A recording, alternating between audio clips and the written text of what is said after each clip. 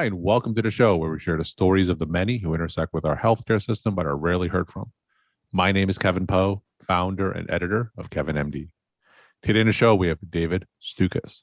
He is a pediatric allergist, and he wrote the KevinMD article, How I Use Social Media to Get Promoted to Professor. David, welcome to the show. Thank you so much for having me. It's really a pleasure to be here today. We'll get into your article in a little bit, but first off, can you share your story and journey to where you are today? Sure. Well, this leads into the article, of course, but I started on social media as a medical professional about 8 years ago. And my reason for joining was because I kept hearing the same sort of myths and misconceptions from my patients and referring providers. And as a pediatric allergist, these are common things such as concerns about red dye allergy or, can I give my child the flu vaccine if they have egg allergy and things like that. And I wanted to use a larger platform to try to dispel some of these misconceptions. So I joined Twitter initially in 2013, and then I joined Instagram about 3 years ago. And I use those platforms really to just disseminate evidence-based information. And along the way, I've learned a lot about the psychology of how misinformation really impacts medical decision-making of the general public and our patients at large. So I've learned a ton. I've enjoyed my journey. And as a person involved in academic medicine, I've used my social media involvement to help get promoted first to associate professor and then most recently to professor of clinical pediatrics. So in your 8-year social media journey, tell me some of the successes you've had in terms of dispelling misinformation or convincing patients to go to better sources of health information. Yeah, online I hear from people all the time if I give them information about how the majority of penicillin allergies are not true allergies, and we now have ways to evaluate and remove that label and allow you to receive it. They tell me their success stories. Thank you for the information. I took this to my own doctor and now we remove that. I love that. That's what I want to do. I can't provide individual medical advice, but if the information I give can help raise personal questions with your own physician or clinician, then that's ideal. And see if it applies to you at all. So there's those personal interactions. And then professionally, it has led me to places I never even imagined, Kevin. I got invited to become the first social media medical editor for the American Academy of Allergy, Asthma, and Immunology 3 years ago. So I helped them with their social media efforts. I actually produce and host their podcast series as well. So now I'm a podcaster like you. I've written numerous articles for different outlets. I've done research on social media. It has just taken my career in a very fun direction. Social media obviously has changed a lot in the last 8 years, and especially during the last 18 months of the pandemic. So can you contrast the social media landscape for physicians now compared to what it was when you first started out? It's harsh.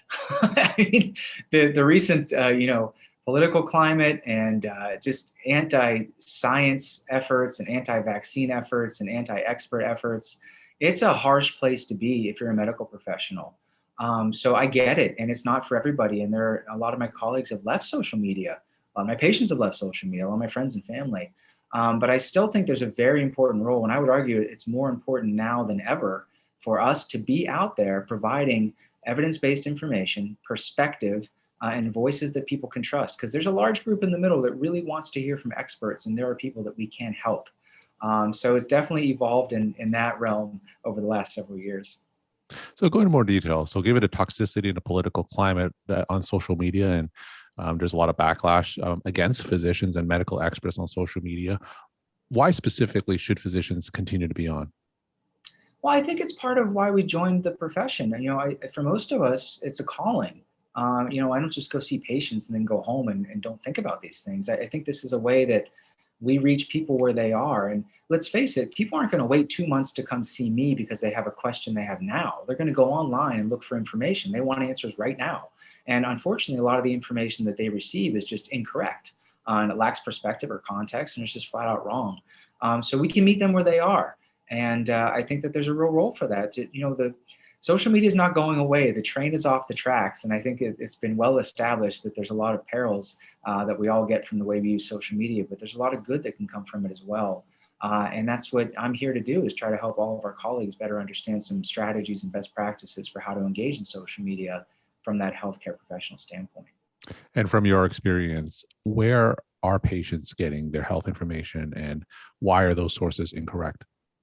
Well, a lot of times it's their social media feeds, so Facebook or Twitter or their private groups that they're part of. And this is where, the concept of echo chambers comes into play, because, people often want to hear information that confirms their own previously held beliefs, even if they're incorrect beliefs. So if they hear from other like-minded individuals, it just reinforces what they think they know, even if it's incorrect. So a lot of times it's just that personal connection. But it's really fascinating because oftentimes they don't know these people in person. And I liken it to, a lot of people post their information online saying, hey, what do you think of this rash my child has? And the information they're getting is from complete strangers. And how many people are going to pull their car over on the side of a highway and flag down the first 100 cars that drive by and say, hey, what do you think of this? What do you think of this? What do you think of this? And then they trust that information. So there's a real void that we can fill there. All right. So let's transition into your KevinMD article where you talk about some of the professional ramifications of your social media use. It's titled, How I Use Social Media to Get Promoted to Professor. Now, for those who didn't get a chance to read that article, can you just walk my audience through it and share the story of why you decided to write it? This is a follow-up to an article I wrote for your platform 5 years ago when I got promoted to associate professor. And this started with when I went up for promotion to associate a few years ago. I was telling my story to our associate dean for faculty affairs, and I was telling him about how my clinical work and research and quality improvement. And then I brought in social media, and he said, "Hold on a second, tell me your story again, but start with the social media stuff because that's really interesting." So I did, and he said, "There's a story here, but you need to translate that into metrics that the promotion and tenure committee understand. They're used to just checking boxes. How many publications have you had? How many committees are you on? National presentations, things like that."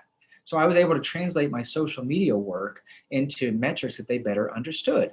And I used, information such as based upon this number of followers on Twitter at the time, I'm in this percentile among all users, let alone physicians, and it was the top 5th percentile. So I was able to demonstrate to them, this is the platform that I've developed.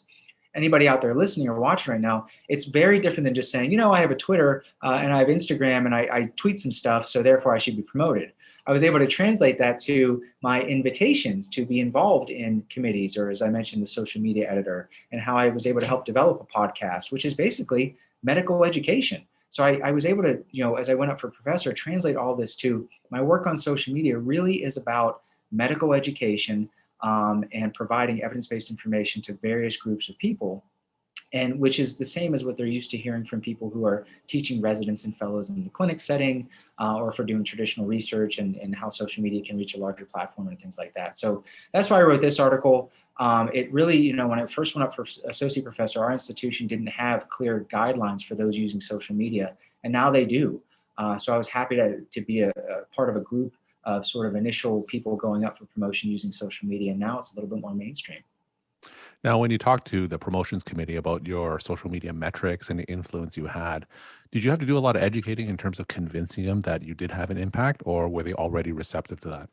Well, by the time it gets to committee, it's too late. That conversation doesn't take place. But I got wonderful feedback from our own Department of Pediatrics before. So I put my story together on our dossier, and dossiers take hours upon hours to complete, and you have to try to put everything into traditional boxes. But then they give you narratives. And the narrative section is where I could really explain, this is what my work entails. These are what it has led to, objective measurements of my work and things like that. So that was the story I was able to tell. So based upon feedback I received from my colleagues before it even went to the P&T committee, I did change my narrative a little bit based on that. So that was very helpful.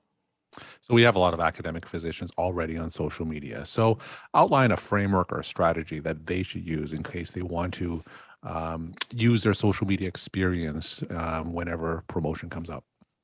Well, first I'd say, I'm glad that you're out here. We need everybody involved in fighting the good fight. But thinking through, how are you using social media? Can you directly tie that into any type of academic progress, whether it's invitations to give talks at regional or national meetings, any research that you've done, any mainstream media sites that have published your work? And what does that look like? So really, you have to be your own best advocate when you go for promotion. And it's hard because a lot of us are humble and we're just doing this because we think it's the right thing to do. But try to think outside the box, or have other people look at your work and say, oh no, this is why I think it's important.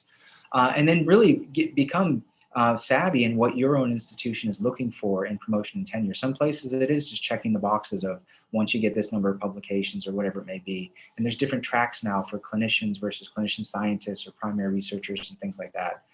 So just becoming familiar with what that process looks like at your institution is extremely important as well. And give us a sense of what kind of social media footprint is considered relevant. How many Twitter followers should you have? How many Facebook followers should you have? So give us a sense of some of the metrics that's considered relevant in the eyes of promotion committees. Yeah, I think it's consistency over time. So, I Mhm. think this last round when I went up for promotion to professor, I had about 20,000 Twitter followers and maybe 5,000 on Instagram. But then I was able to translate that to all the talks that I've been invited to give based on basically how you, use social media as a medical professional at some of the regional national meetings. I also wrote a textbook, strategies for healthcare professionals using social media. So that was part of it. And we have elective curriculum at our institution that we developed where we actually have medical students and residents rotate with us. We train them on some of these strategies. So I was able to tie all that in together. So I don't know if there's necessarily a black and white number necessarily, but I would say thinking about why are you using social media and how does that translate to anything else that you do? There's online journal clubs that people can use. Are you, a podcast guest, invite a guest? Do you have your own podcast? All of that stuff counts. We're talking to David Stukas. He's a pediatric allergist, and he wrote the KevinMD article, How I Use Social Media to Get Promoted to Professor.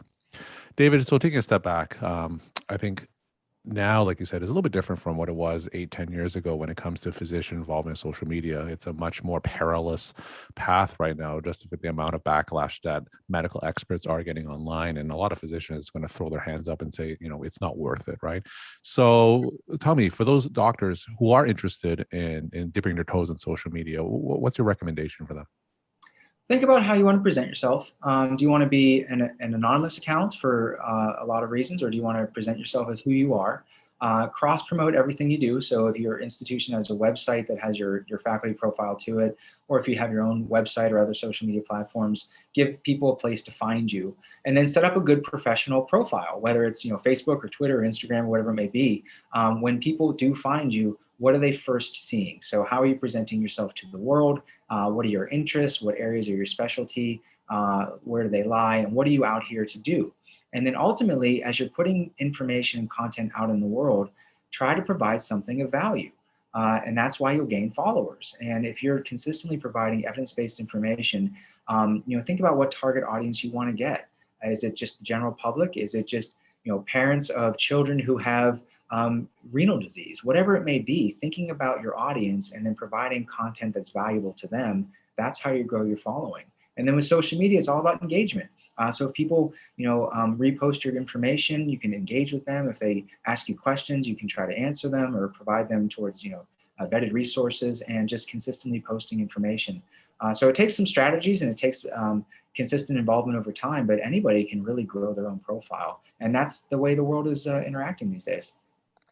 So for those clinicians who have to deal with hostile pushback, for instance, when it comes to vaccines, how do you advise physicians who deal with that pushback? Because they don't have a lot of training. And I've certainly dealt with hostility on the internet during my social media journey, and I'm sure you have too. But for doctors who are just stepping in, that initial hostility can cause them to leave social media altogether. So how do you advise physicians to deal with the negativity when they're online?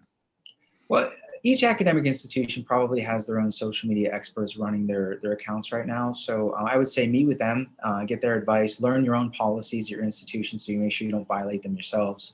It behooves all of us to be savvy about trolls and bots and botnets. And it's really interesting, Kevin, is a lot of the conversation happening online is fake. It's driven by these bots that are just designed to get people to get mad at each other. And that's what it is. So identifying them when they occur can really help you better understand and just ignore them.